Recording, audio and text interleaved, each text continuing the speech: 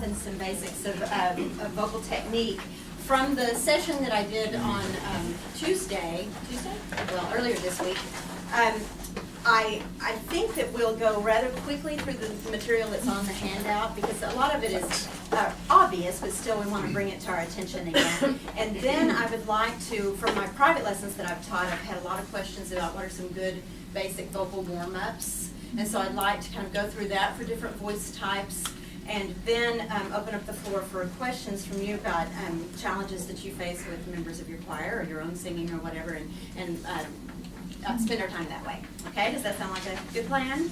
Alrighty, so the handout is dealing with mostly vocal health issues. What's the major difference between singers and other musicians? Our instrument. We are our instrument, absolutely. We can't put it in a case that's felt lined and and keep it safe. So we have to think of our instrument in a different way. We are using our jaw to chew a steak, not only to sing, and is it a different way of using muscles anytime we're ill, or our emotions, or our amount of sleep. All of that affects our voice and the way that we use our voice in our speaking in regular life as well. So we have to just be a little bit more cognizant of those things and think of our instrument in a different way than the average person walking around the street, right? Okay, so to that, the most common problems with the voice usually stem from insufficient hydration. Isn't that true for everything? I mean, just it seems like water is a good thing across the board in our lives. And so we don't get enough liquids. We might be in an overly dry environment, or certain medications can also then dry us out a little bit. And we'll talk more in detail about those things a little bit later. Acid reflux tends to be more and more of an issue. I think it's a lifestyle thing for us. It has to do with our diet and the schedules that we keep.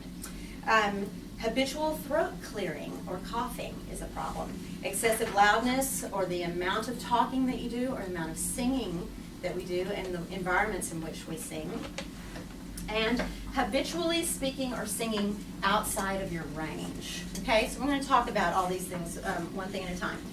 Hydration. You just can never have too much water, I recommend really kind of keeping a bottle of water at hand all the time, and I need to listen to myself a little bit better about that too. There are certain liquids that are very drying, caffeine and alcohol being the two primary examples of that. So if you've just got to have your morning cup of coffee, well, have it, but then be sure and drink quite a bit of water in addition to that, because that caffeine will dry out your tissues in general, and then specifically your vocal folds, and when your vocal folds are dry, they will thicken. Basically, singing and vocal health comes down to mucus management. You can't talk to singers for very long without the subject going to mucus. But it really is true. A healthy, you're about to sit in that scary chair. Here's a good one. Okay, we've got one more good one there too. So basically, we want a nice thin coating of mucus on our larynx and our vocal folds for everything to be able to work like it's supposed to. So if that mucus is too thick, then we start to have problems. Okay, so that more and more water, exactly. That's the main thing that you can do. People think, okay, I've got a performance tonight, so I'm going to chug water all day long. Well, okay, but that's a little bit too late. It really has to be a lifestyle thing because you're wanting to hydrate your entire body. So a good test for you is if your skin is dry, then your throat is probably dry too, even before you really notice it. Okay, so some other things that can cause drying. If there's direct air on your face, if you think about it, if you've had a spill on the carpet or something, if you put a fan on that spill, it's going to dry it out, right? So the same way with us, if you just pay attention to your environment, and when you get into bed at night, is there air blowing directly on your face from any sort of vent, or heaven forbid you sleep under a ceiling fan? I mean, I know I've reached the point in life where And so I just need air circulating. I can't stand it if air's not circulating, but I'm trying to make sure it's not on my face. Yeah, that's the main thing. And then even worse, heat during the winter. If you've got, you know, the heat is being passed over hot, that air is being passed over hot coils and drying out even more, yeah? So that's even worse for us. So just be aware, you may be sitting at your computer at the office and realize, wow, there's a vent right on me. So see if you can redirect those so you're still getting the benefit of the temperature change, but maybe not blowing directly on your face so much. Okay. What other environments are really, really drying? The worst is the airplane, the very worst. You know, they're drying that air out so much in that environment. We as singers tend to do strange things, and so you won't mind looking a little weird. But I've tried this recently. I had to go to Europe and I had to sing almost immediately. We can find a chair. There's some. We need some additional seating. Goodness, a lot of you got up early. That's not a good. Oh. We're going to try to use that chair.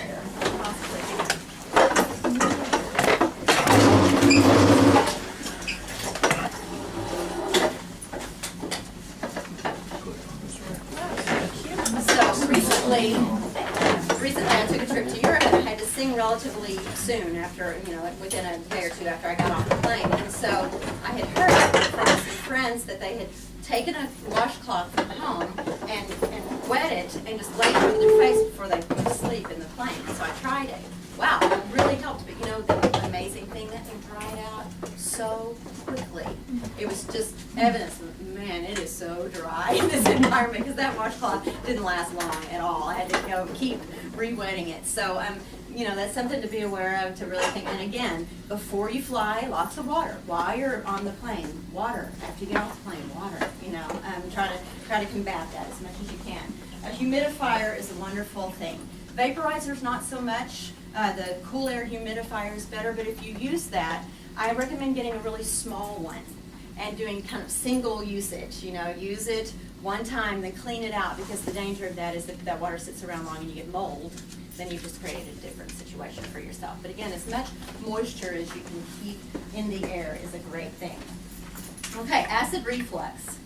Some of the common symptoms I've listed for you here: hoarseness or a chronic cough or frequent throat clearing.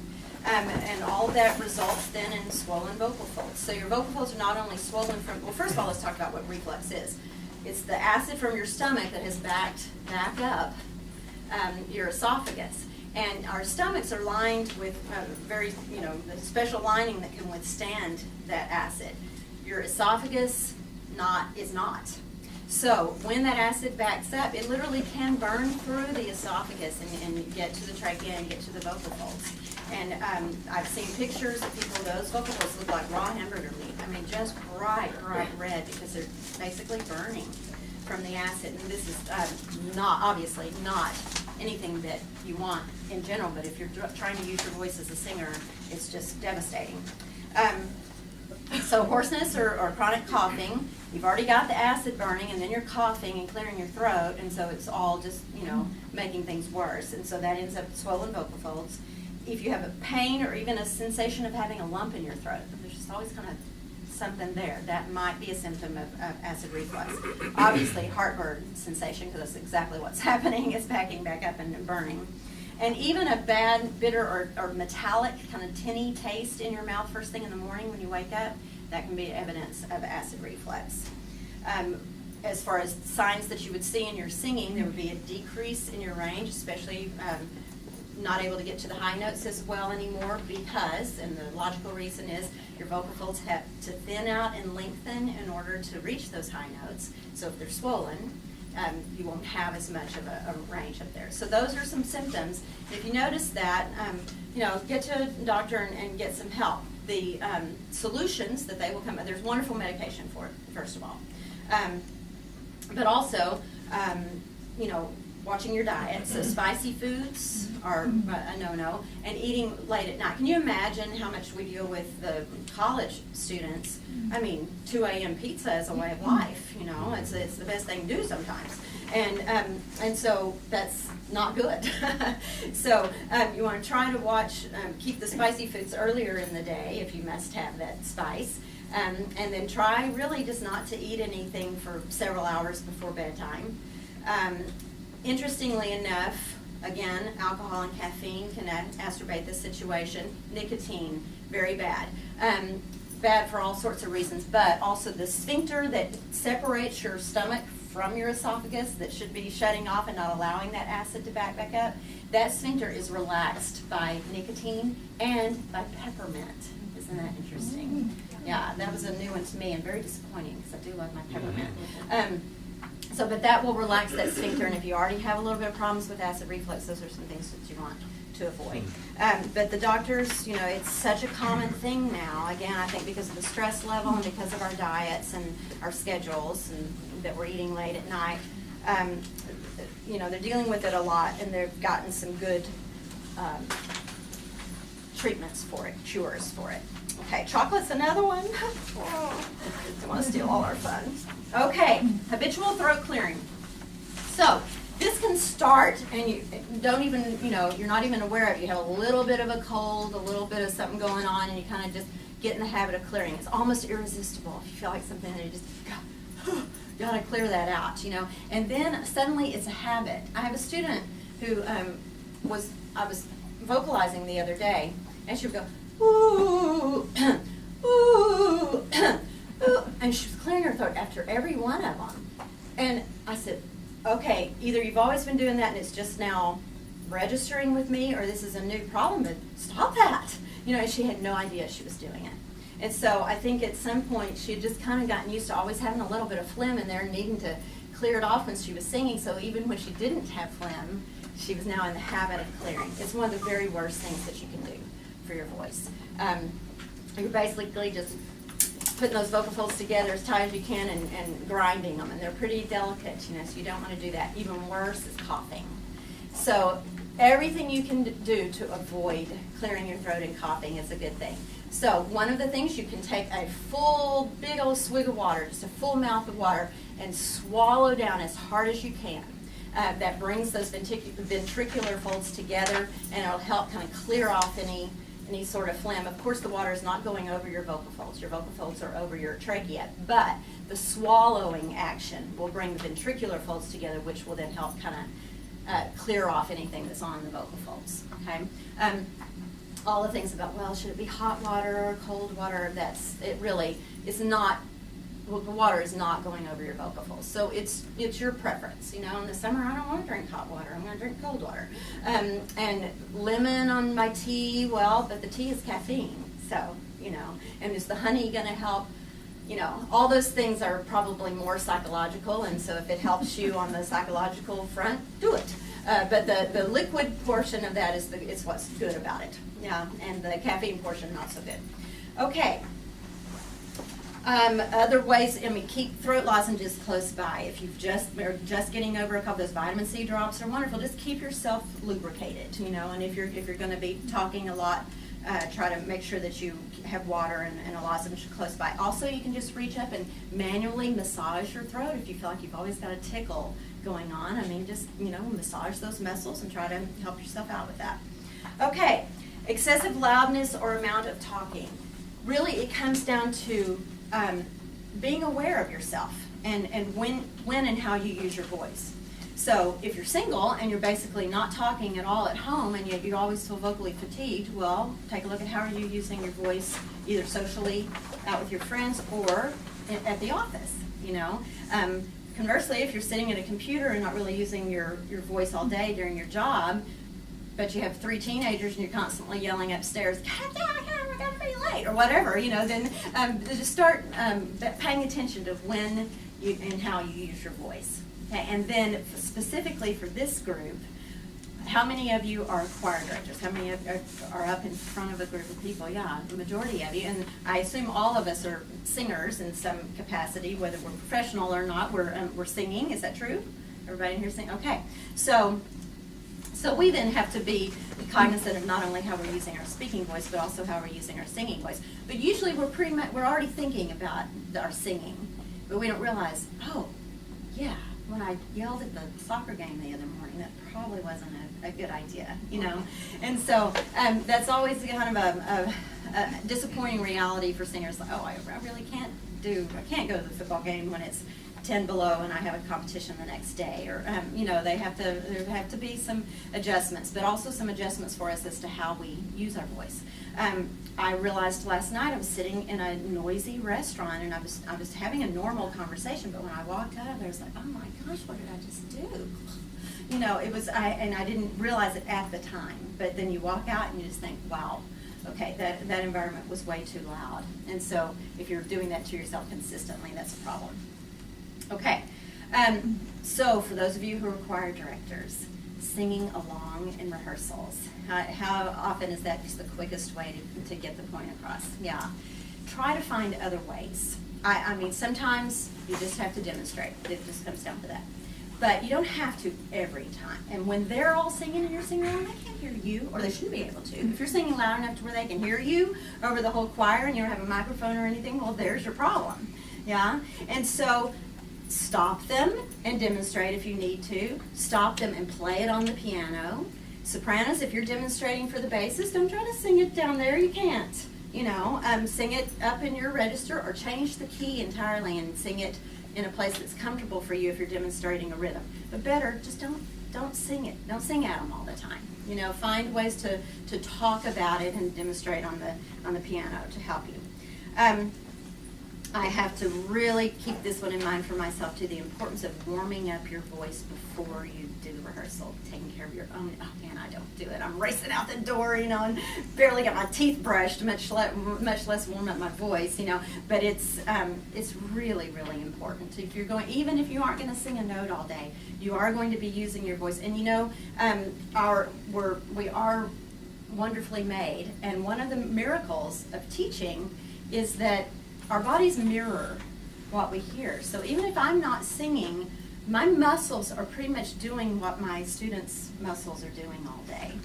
So I'm going to be, and I can use that to my advantage as a teacher, because I'm like, man, you sang that, and I just felt really tight right here, so I know something was going on, you know. But then conversely, my muscles are doing what they're doing all day, and I might be teaching, you know, 5 and 6 hours straight in the day. And so if I have warmed up, I have myself in a much better situation.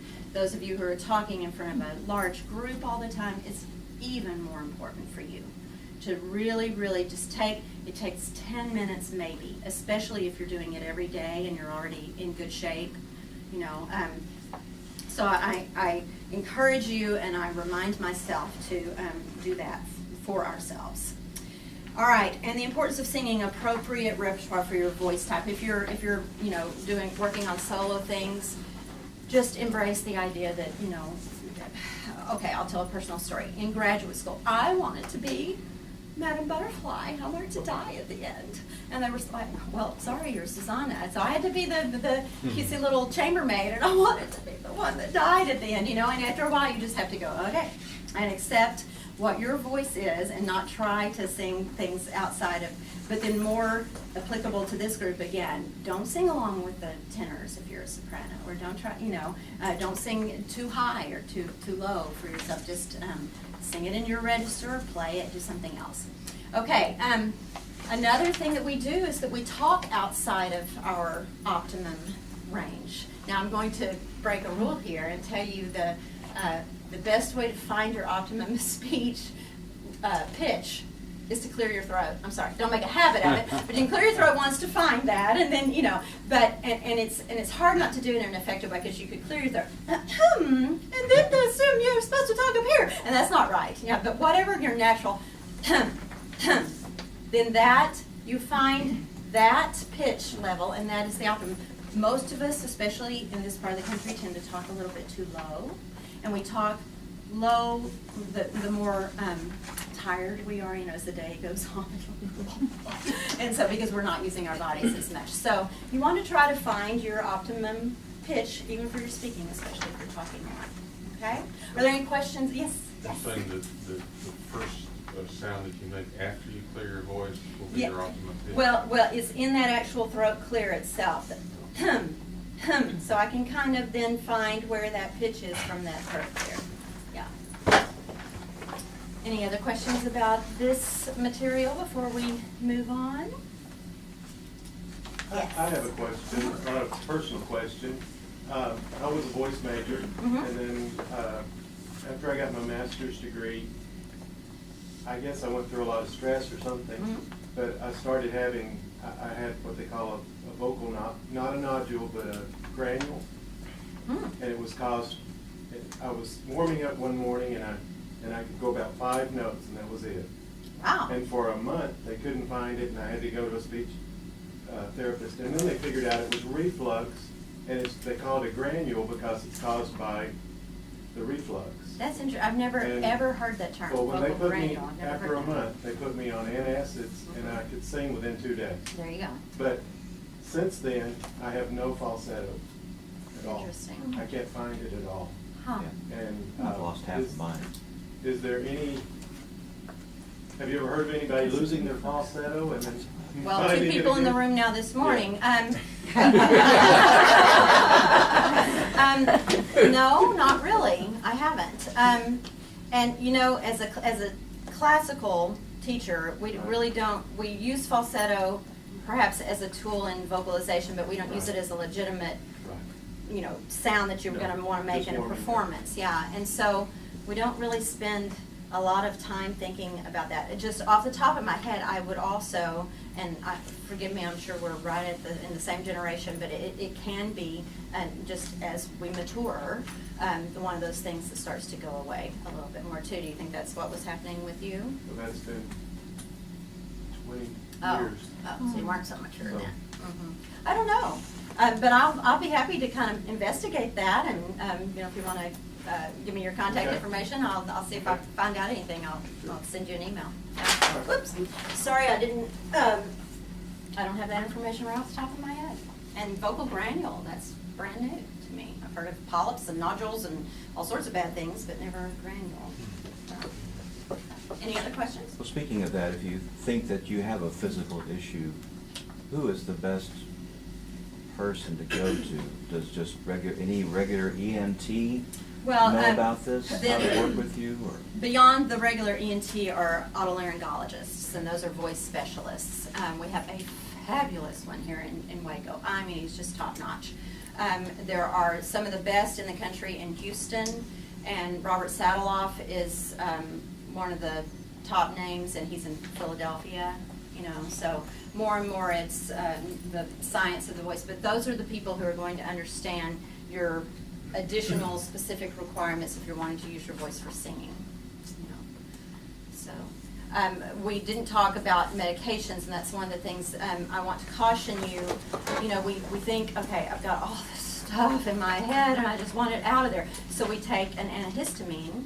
Well, then what is that doing? It's drying up and thickening that mucus and making it stay there longer. So you might feel not as stuffy in your nose, but you've just thickened the mucus and guaranteed that it's going to hang around longer, which is not what you want. So if you can possibly avoid antihistamines, do so. The very best thing if you're wanting to get that on out of there is Mucinex. That's an expectorant, and it will thin the mucus and move it out. But when you start taking Mucinex, double your water. Just really, really drink a lot of water.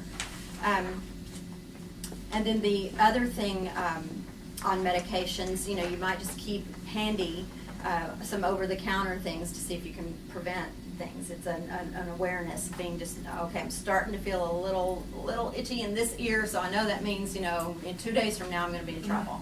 And so just nip it in the bud. So things like airborne, you know, any of those things that you can take to prevent. And then if I haven't prevented it quite quickly enough and I need a good over-the-counter thing, I like Zicam. But Mucinex is a great one. My otolaryngologist, I have just a touch of allergies here in Central Texas, and so he prescribes Singulair. It is the least drying of all of the prescription medications that deal with allergies. It's Singulair, Singulair, and that's a good one. And I take it at night so that then, you know, it's had a chance to get into my system, and it's not right there in the morning before I'm going to be using my voice all day. We So have I a just- generic of it now, so it's a lot cheaper too. Okay. Yeah. All right. Yes. I've been taking high blood pressure medicine for Mhm. about 15 or 20 years. Mhm. I noticed a really big difference when I started taking it, but I couldn't get anybody to confirm my suspicions. Mhm. Have to have it. Do you have any, is water again the? What were your symptoms from taking Um, it that affected your voice? It just made it weaker, and I didn't have as much power, Mhm. as much volume. Hmm. And The to hear that- diuretic. I think it I probably take is. diuretic. Mhm. And, Yeah, so water. So the water is the answer to that That's as the well. main thing, yeah. Well, you may have to switch medication too. I Right. had that same problem with a blood pressure medication. I was fine all week long until I'd get up on Sunday morning and try to lead the singing, and all of a sudden I'd sing a little bit, sing a little bit. I told my doctor, he said, well, that's one of the side effects, we'll put you on another medication. There you go, yeah. So maybe just experiment with different things. Again, you know, all of us, as we mature, the elasticity in the muscles changes, and so the feeling of as much strength or as much range, those things start to change, you know, and the way to deal with that then is to really stick with a regimen of warming up and keeping your body involved in the process of singing. But then also, you know, I mean, I turned 50 this year, and I've been a soprano all my life. I'm planning my recital for January, and the French set that I want to open with is just more comfortable in the low key now. And so I'm going to sing it in the low key, and I'm not going to beat myself up about that at all, you know. I just want it to sound good and easy and musical, and I'm not going to worry about the fact that it's 2 steps lower than, you know, how I would have sung it 5 years ago. Who cares? You know? So, no. So that's just the kind of part of what we have to accept, along with that it's harder to move in the morning and all those other nice things. Okay, any other questions about this, about the handout and the information on this? Okay, so let's talk about... The breath management and the That's breathing what exercise. we're about to start on. Yes, that is confusing because that's on the handout too, but we're about to start on that portion of it. Okay, so the breath management that I teach and that the majority of American teachers teach is appoggio, and it comes from the Italian bel canto school. Its root is the Italian verb appoggiare, which means to lean. Okay, so the idea is to try to maintain the position, the open, expanded position that you acquire when you take in the air, to try to maintain that position as you're using the air. Okay, so if we think about a normal breath cycle, and we breathe all day long, every day. So those of you who've already had the private lesson with me, this is a short repeat of what we talked about in there.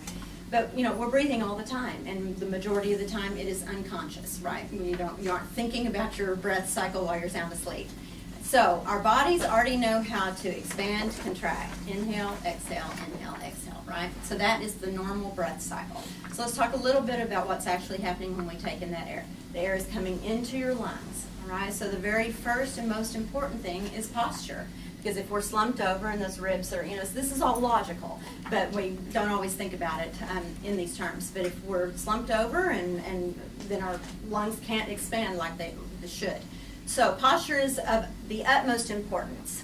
I would say that the quickest way to find your good posture is to have your feet shoulder width apart and to try to line up your heel with your hip with your shoulder and make sure that all of those are in line. If anything is, you know, kind of slightly out of line with that, then you've got various problems. So everybody stand up and just give a little bit of thought to having those feet shoulder width apart and in line, straight up in line within your hips and then your shoulders, okay? So you've got a natural arch to your back. That's how your spine is naturally arching. So gentlemen, for whatever reason, you tend to like to tilt your pelvis forward just a little bit. Allow that natural arch there. Women, sometimes we can have too much of an arch. So keep ourselves in line. All right, now a good way to find a nice relaxed inhalation is you take yourself from this position, keeping everything in line still, and bend your knees straight down. Guys, this is where you want to tilt that pelvis. You even tilted your pelvis there. Stick your bottom out just a little bit. Keep your natural arch, okay? Now, take in a breath for me. Yeah. Did you feel perhaps a lot lower expansion than you are accustomed to feeling? If you're lined up and you're dropped down in this position, it is possible to get a lower, nicer release in those low abdominal muscles. Okay, so this is something you can do with your choir. Try it again. Yeah. So you just kind of allow your abdominal muscles to release and your body to open. Okay, have a seat.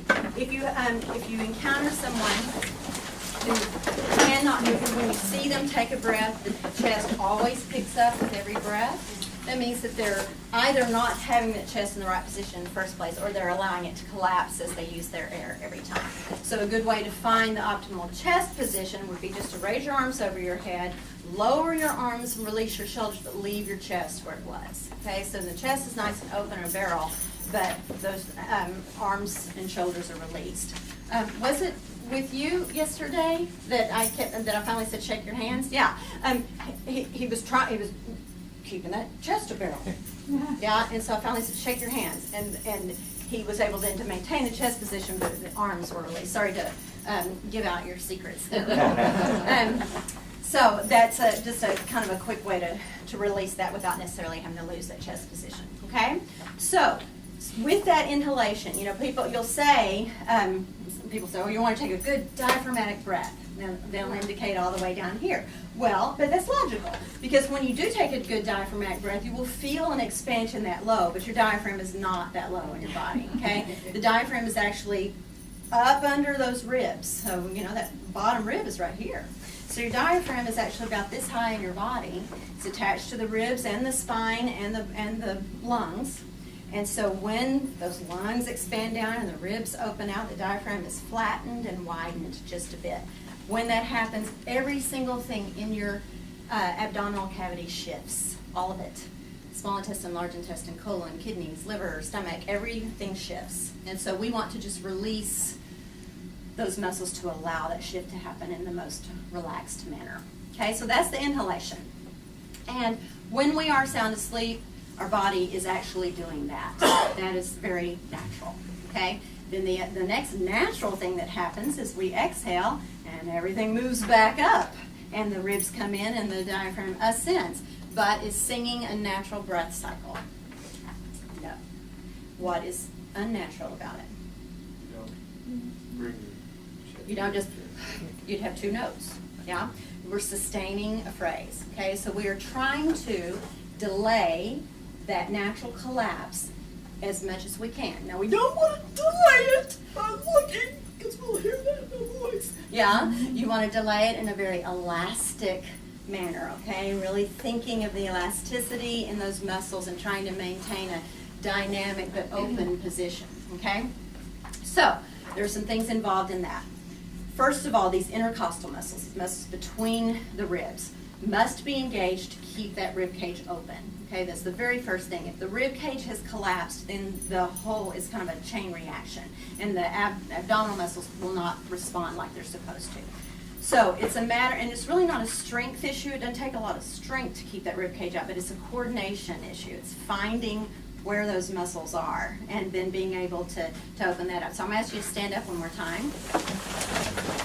Now, we're going to do an inhale, suspend, exhale exercise, okay? So I'm going to, you don't have to do it right now, but I'm going to say inhale, 2, 3, 4, 5, suspend, 2, 3, 4, 5, exhale, and you're doing on this, exhale, 2, 3, 4, 5. Okay, in the suspend portion of that, you will find, that you engage those muscles to keep your body open. So I want you to be aware, you're going to feel it about here, okay? It's just going to, it's a very slight little thing, these little intercostal muscles, but that's going to keep your chest open. Then I want you to be aware of maintaining that while you're going on the exhale, okay? You don't have to try to take anything in. You have to focus on staying open as you exhale. Okay, are we ready? So let's get down into it. So remember, our shoulders, hips, heels are all in line, and you're just bending your knees straight down. You're not tilting your pelvis. You're keeping your natural arch to your back. We're going to take in a breath. Inhale, 2, 3, 4, 5. Suspend, 2, 3, 4, 5. Exhale, 2, 3, 4, 5. Yeah, and so you could have gone a lot longer than 5. And as you're doing this and building this, you can increase the count. Okay, so you start with 5, then you go 6, 7, whatever. So what did you feel then? Were you able to feel what I was talking about that it was just this little engagement there, not a real "Hua" or anything. It's just a little engagement, right? Did everyone feel it? Okay, let's try it again. Inhale, 2, 3, 4, 5. Suspend, 2, 3, 4, 5. Exhale, 2, 3, 4, 5, 6, until you're out. And then take another just nice open breath by just opening your throat and releasing your abdominal muscles and see how much air you get in.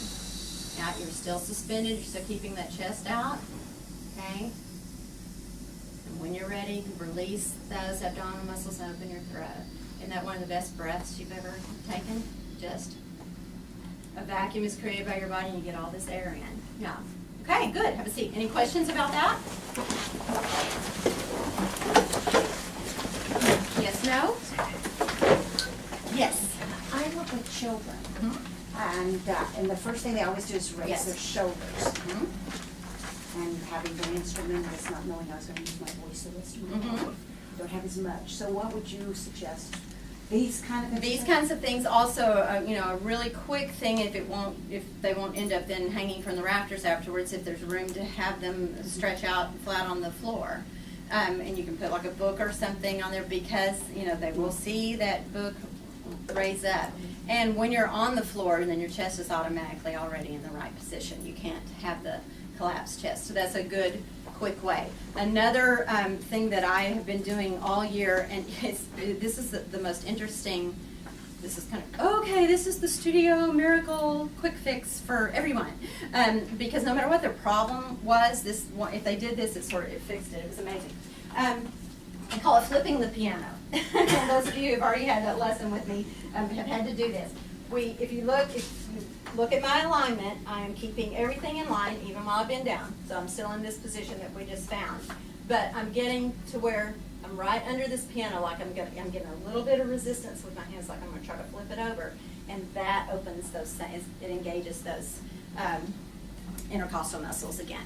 And then, you can stand there and sing from that position, and you don't have to think about anything. You don't have to think about keeping it open. It is open as long as you're still trying to flip the piano.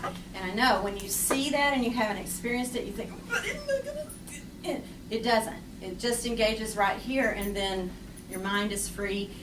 When you do all of this and the abdominal muscles are engaged appropriately, then that's what stabilizes the larynx, and then you have all this nice resonance and the freedom to do what you're supposed to do.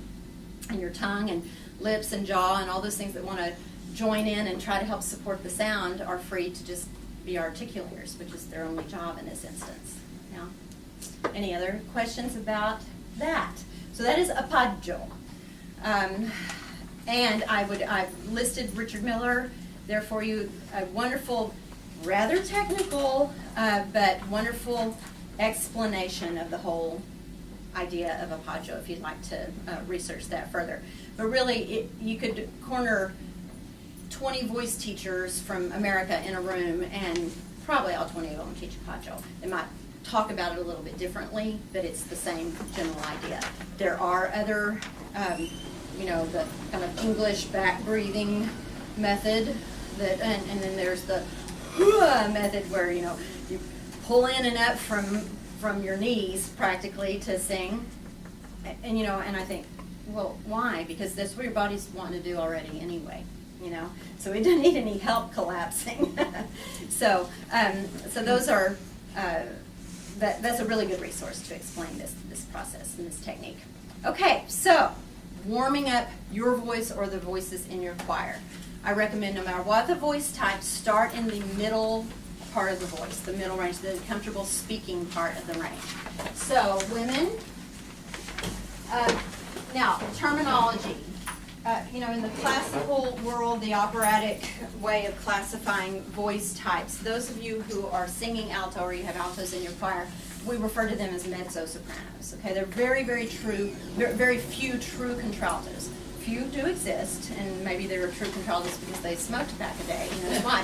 But really, as far as true voice types, what we call in the classical operatic world mezzo-sopranos are the ones that should be singing alto in the choir. Okay, and then mezzo-soprano is a category of soprano. So almost every female voice that you're working with is just a type of soprano. Okay, and it's, as with all stereotypes, it's kind of dangerous to say, okay, well, all first sopranos are the same, because of course they aren't. But in general, if you start in D major, 5-note scale, so this is the A above middle C, this would be a very safe middle range for just about every female voice type, okay? So I start here, or maybe even C sharp major for my mezzos, but there's not much difference here, okay? And so when you're first starting out, I recommend, you know, the first singing of the day, I recommend descending 5-note scales. So something just really easy right here in the middle of the voice to get the voice going. Guys, it's going to be the same exercise for, and the majority of male voices are some sort of baritone, yeah? That's just your average, that's, you know, an average. And so for your baritones, I would do the same thing and octave down. So D major again, and it's the A right below middle C that we're starting on the 5-note scale. For tenors, I would bring it up to E major and start them on a B natural right below middle C. Okay? In the same general vicinity. So what we want to do is these descending scales and going down by half steps. So I would start with on some sort of a lip trill or a rolled R. Let your singers choose. Okay, some people find it really easy to go. Yeah, some can't roll their. They can't roll their R's. Yeah, and so let them choose and keep. But just get it buzzing. So everybody want to go with me, guys and women. So here we go.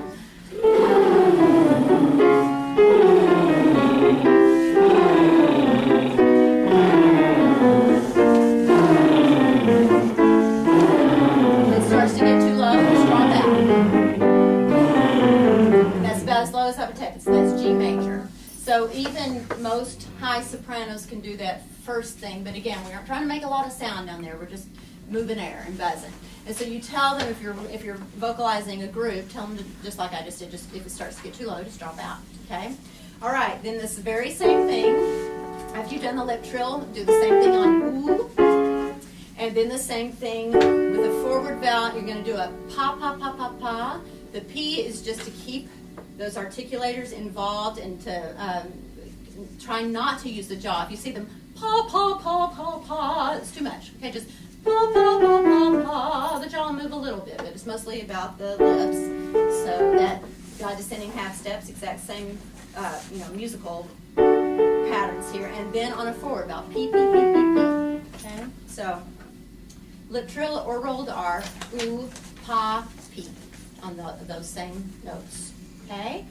So then I would again start in D major for most voice types, and I like to do a lot of staccato things because it's very, now, this is what I like to do with the solo voice. I don't know that this would be as helpful with choral, but if you're wanting to find a way to warm up your voice yourself, the staccato is very revealing because if I went then you know I've got too much air. That's a soft onset. I've got too much air coming through before my vocal folds are closing. Or if I went that's a hard onset, and so that glottal stroke, and too much of that will cause some fatigue as well. So we're wanting to coordinate. And the only way I can coordinate that is to be using my entire body, engaging all that. So it's very revealing right off the bat if you're dealing either with your own voice or somebody else. Okay, that one wasn't, because I went or and I knew that something got off there with my support. So I just tend to first one staccato, and again down by half steps for a while on that. Other things to kind of test that onset and to get a buoyancy and a connection to the body. Some onset and release exercises, just okay, so staccato, legato, staccato, but a clean release between each one. It's harder than you might think. Try it with me. So we're doing staccato, legato, staccato, but you have to have a clean release in between. Let me demonstrate one more time. And it's the release after that legato one that'll trip you up if you aren't careful. Okay, here we go. Yeah, see, so about half of you didn't get off of it. So, E. Clean release, okay? Yeah, and so even when you did get off of it, then they weren't all clean, were they? Because I heard some E, right? So that was a hard release. very, very revealing, not difficult for your ear, but something that makes you very aware of coordinating with that support system, okay? So I like to do those as well.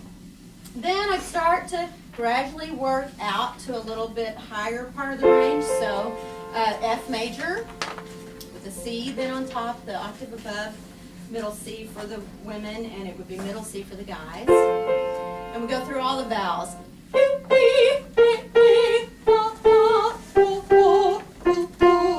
So I've had the staccato and legato and a clean release before I change the vowel. Again, harder than you might think.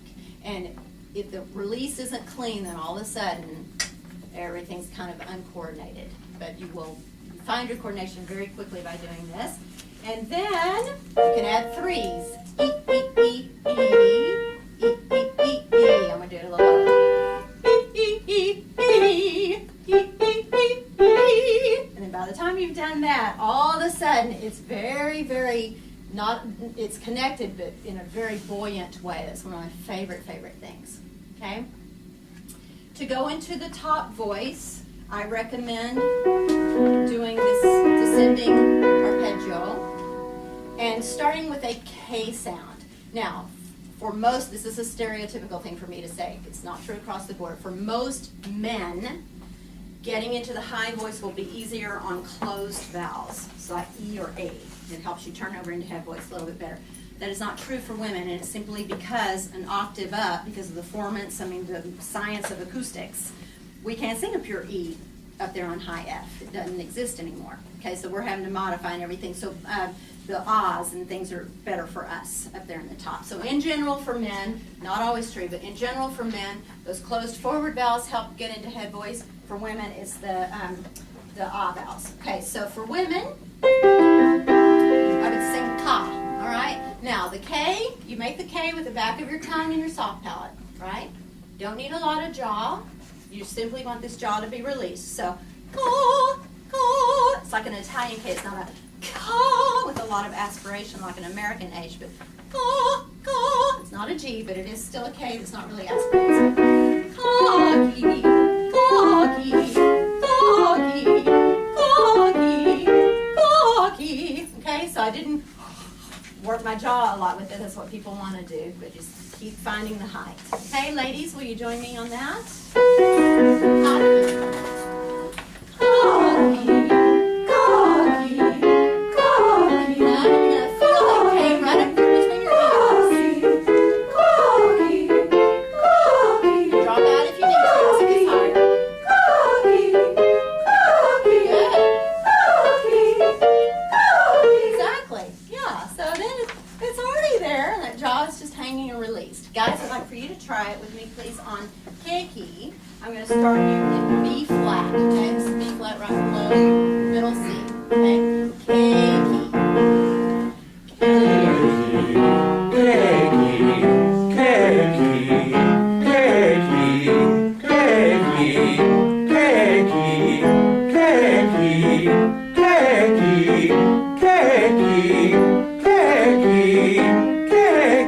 Yeah, so how many of you thought you'd have a high A flat at 9:15 in the morning? Yeah, and ladies, you got B flat.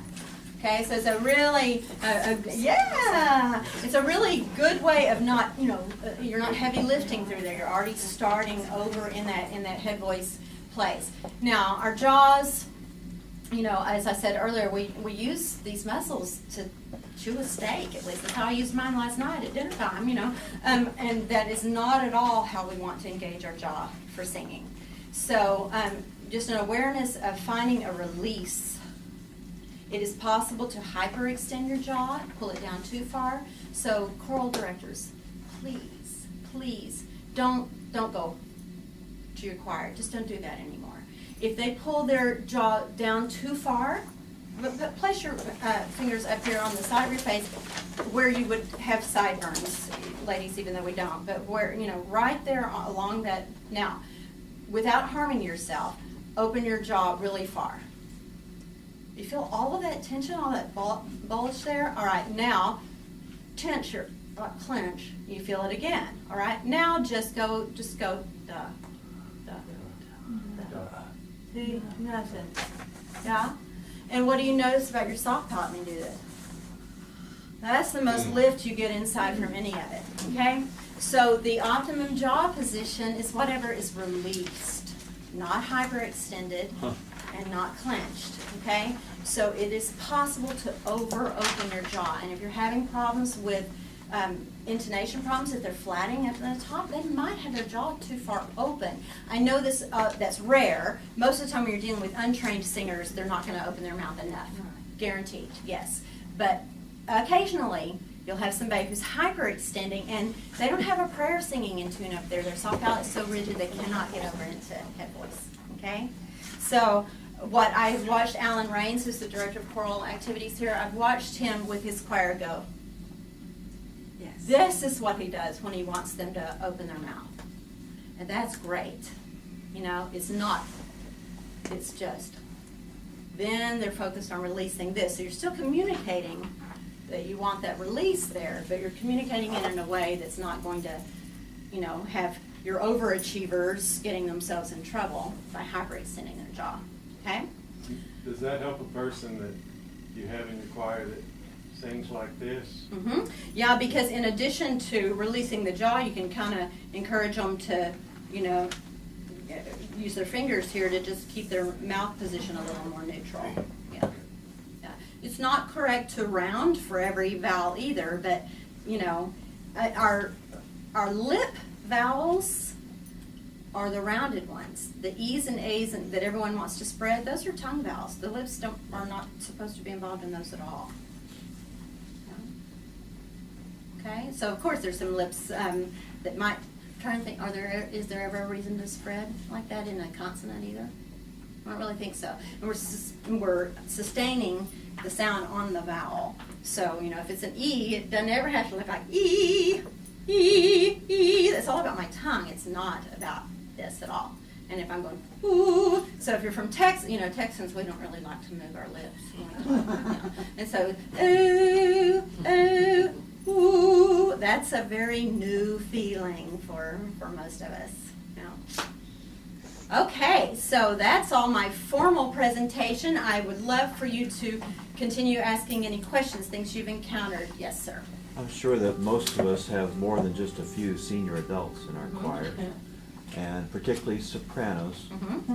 How do we help them to sing higher, and I'm talking E flats and E's, Yeah. In a non-threatening way to them? Right. Well, all of this onset, this finding this connection to the body in a really buoyant and specific way will help. What starts to happen as we experience across the board with all of our muscles as we get more mature is we're losing elasticity, okay? Things just aren't responding quite like they used to. And so that's true of the vocal folds as well. So the reason, the reason it's more prominent, you hear it sooner and more with sopranos, is, you know, it's higher. And to sing high, your vocal folds are stretching long and meeting on really thin closure. And so if they don't have as much elasticity, then we start getting the whappies going on, you know, a case of the whappies is what I call it.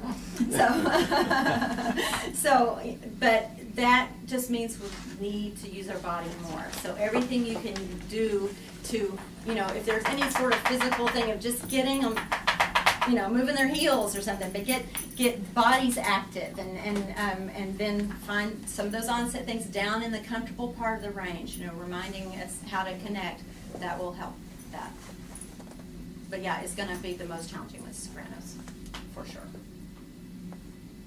So if you've got a lot of that and you mostly have untrained and maturing sopranos, then I would really recommend you choose your repertoire accordingly. You know, just, or transpose, but then, you know, don't get your guys in trouble. But, no. Yes, ma'am. Oh, one of the ways that the bright E vowel that in East Texas, we can really have a train wreck with it. To sing it through an ooh opening, to get the, and it doesn't always fix everything, but at least they hear the difference. It's true, but you know, that's another thing, and you know,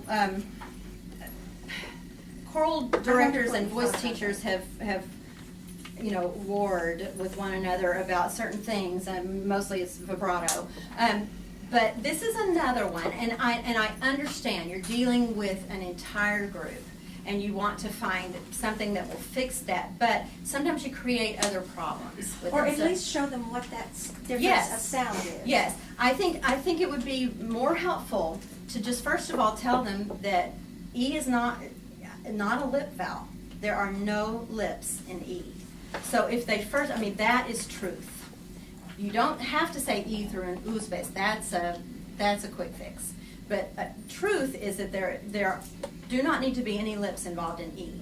So your tongue vowels are E, I, E, A, and then bright ah, like if you're from Boston, you're gonna pack your car, okay? And you see, I didn't move my lips. E, I, A, and I made it all the way through those. My lip vowels are oo, o, ah. Yeah, so I gradually got less rounded. So I think that, treat them like they're intelligent beings and just say, don't use your lips there. And if they are not aware that they're using their lips, then have them feel this, But I don't know this necessary to go all the way to ooh. That's just my opinion. Because you could you will always have your person that, she said that she must be talking to me. And they're going to fix it 10 times because anything worth doing is worth overdoing, right? That's me. I've got to please you. I'm going to just take this to the extreme. And so then I would cause other problems, when it probably wasn't me that needed to fix it in the first place, And so you're going to have those people in your choir, and then the one you were really needing to fix is over there still oblivious going, ee, Yeah.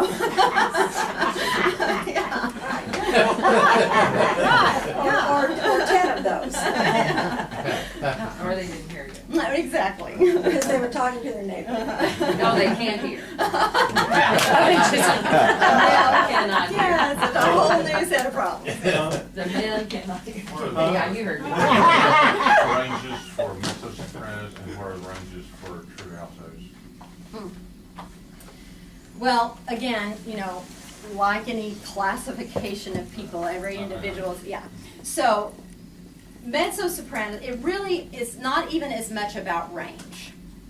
Yes, it is a bit, but it's more about timbre, the vocal color, and where the registration events happen. Yeah. Okay, so people talk about their break like it's a character flaw. It's not, folks. It's an acoustical event. It's going to happen.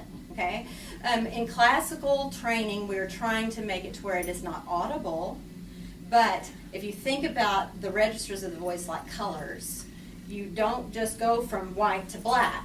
You do have to go through shades of gray, maybe not 50 of them, sorry.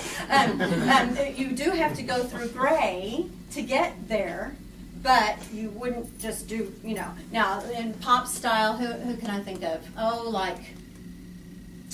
I don't know anybody really current, but, the whole Mariah Carey thing where she would almost do a yodel thing to flip. Yeah, and that was her style, but that would be just dreadful classical Now she singing. can't sing. Well, yeah, and that's a really good instrument, really, really good instrument. But that you would never choose to do that in classical singing. But she made a lot of money doing it that way. Made a whole lot more money than I've made with my clean register transitions. So there you go.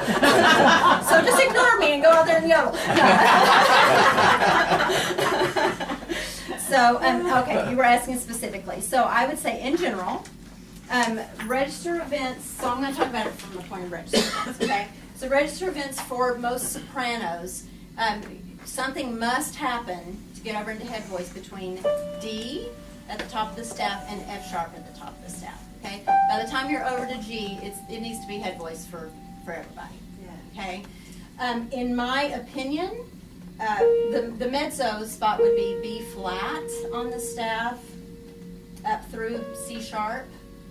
In my opinion, all sopranos could start thinking about going into some sort of gray area at B flat, so that by the time we get to D and E flat, it's not such a crisis.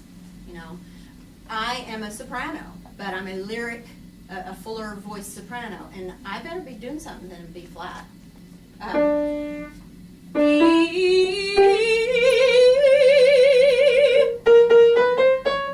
Okay, so there's D. already kind of making a little change. Yeah, if I waited, I don't even, I can't carry a chest voice through there. I couldn't belt if you held a gun to my head. Okay, so then, true contraltos. I mean, I don't know. I think, it's down around G, above middle C, that things happen, and certainly for everybody, E flat right above C. But as far as real range, that's going to vary. You've got high sopranos who have lower notes than some mezzos. It's more about the color. Yeah. And guys, it's sort of pretty much true that it's all just shifted an octave down. Okay, basses must make a major change at B flat before middle C. Baritones, that D, E flat, E natural spot is pretty crucial so that F sharp can happen.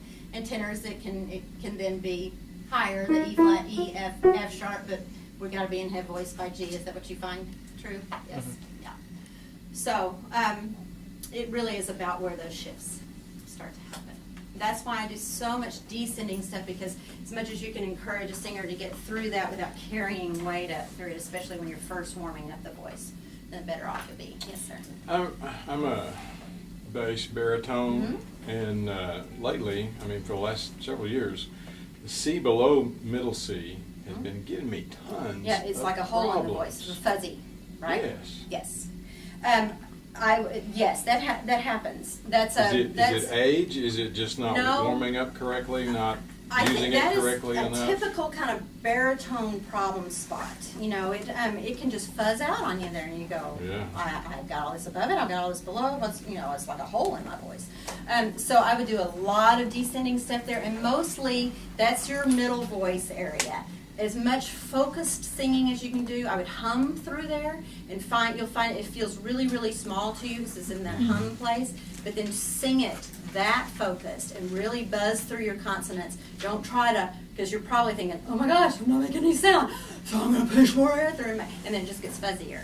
Right. So do the opposite. Really, really focus it and see if that helps. But do a lot of descending through stuff through there. Come down. Bring your lighter singing down into that. Yes, ma'am. Can that occur, that whole from years of speaking in the classroom, like you lose those pitches? Probably. C, D, middle C, D, E. I would think years of speaking might create some difficulties that then would resolve. It might be a chain reaction. But It's like possibly. I like it's a hole there, I have below and above, but right there, I can't get volume. Yeah, when there's a hole in the voice, I generally think that we're trying to approach it with too much resonance, not enough simplicity and focus, and that we're generally bringing too much weight up into it. So I would say the same thing to you that I just said to the gentleman back there, that lots of descending stuff and very focused, buzzy consonants. I think we are perhaps out of time. It's been a pleasure.